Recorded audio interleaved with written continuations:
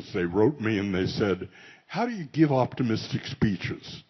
And so being non-political, I sent them both the manuals on how to content analyze an optimistic speech.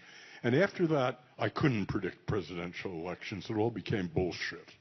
But I thought for this one, I would try again. And here's what we found. So first we took the nomination acceptance speech and the one debate for Harris and Trump. And we found no difference in optimism or pessimism. But then something very strange happened. So we did something we had never done before. We looked right up to the last weekend at their speeches. And what happened was remarkable. And it was that Trump became vastly more optimistic than Harris. This is based on several hundred causal attributions. So there's a very big difference. And so we predicted, indeed, that Trump would win, perhaps sizably. We put it in the sealed envelope and encrypted it before the election, and then people have opened it afterwards. And it looks like optimism, again, is predicting a presidential election here. And that, to our surprise, even though Trump was a much darker figure, he cited many more bad events. When he explained them more temporary, local, and changeable than Harris. So that's what's brand new. And let me now spend my last 10 minutes or so telling you what I'm most excited about.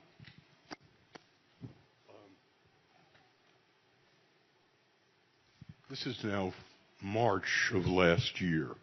I get an email from Yukun Zhao, who, like Adriana, was one of my brilliant students, faculty member now at Tsinghua University in Beijing. And Yukun says, you know, Marty, we've got with our kids, our teenagers in our corporations, we've got the same problems of pessimism, depression, suicidal ideation, anxiety, anger that you do in America, but we don't have enough coaches or therapists to go around. So we've created a virtual Seligman. I said, what? He said, yeah, we fed it all of your books and your speeches. Try it out. So this device, and I'm going to give you 2 URLs here. I want you to try when you get home. When you go to this URL, you get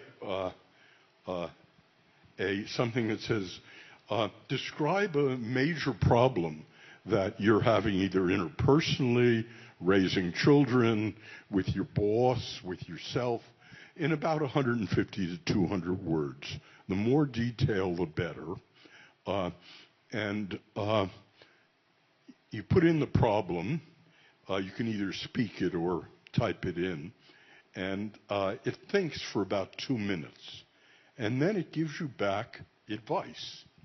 Now, I'm going to try to show you a couple of examples of this.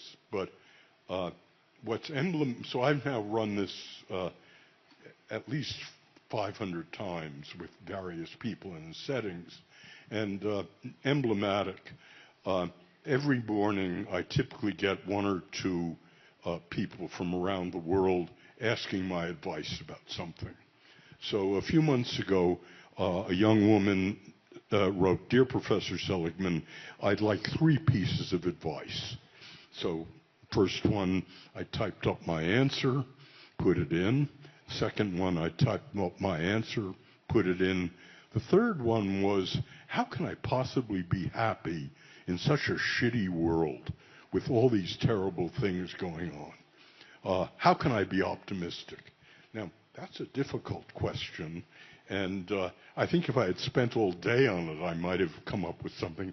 But I decided to give it to Ask Martin, and I just cut and pasted the answer. And by the way, when you ask it a question, either in my voice, either in Mandarin or in English, you get back advice.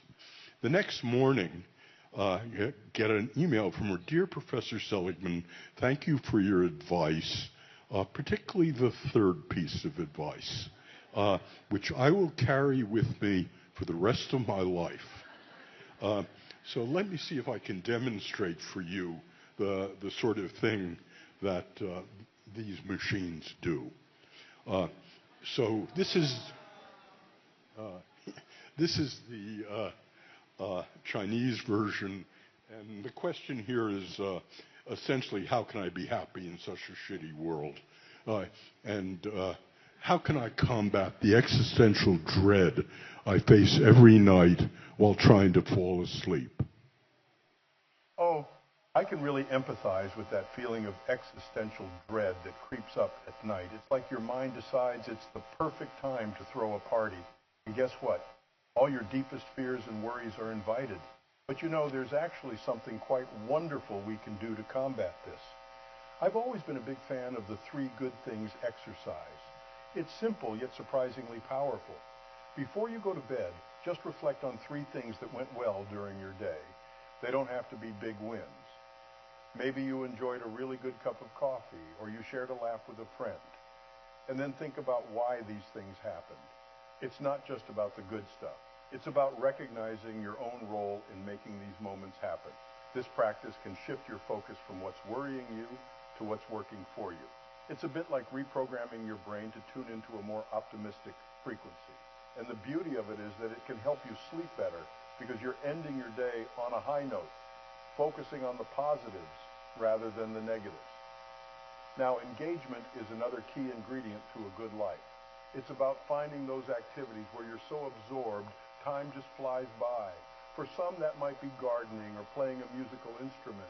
For you, it might be something entirely different. But engaging in these activities regularly can really help keep those existential worries at bay because you're too busy being involved in something you love. Let's not forget about relationships. We humans are social creatures, and nurturing positive relationships is crucial for our well-being. So if you're lying awake at night, think about the people who bring joy into your life. Maybe plan to reach out to someone the next day or reminisce about a happy memory you shared with a loved one. Accomplishment and meaning are also vital. They're like the seasonings that add flavor to life. Setting goals, achieving them, and understanding the why behind what we do can give us a profound sense of purpose.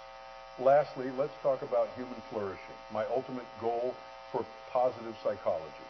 It's about creating a life rich with positive emotions, engagement, relationships, meaning, and achievement, what I like to call PERMA. Every night as you lay there, think about what you can do the next day to enhance each of these elements. It might be expressing gratitude, setting a small goal, connecting with a friend, finding time for a hobby, or helping someone out. So as you nestle into bed tonight, rather than letting dread take the wheel, grab your mental pen and jot down your 3 good things. Dwell in the present, cherish your connections, and rest easy knowing that you're taking steps toward your own flourishing. Sweet dreams.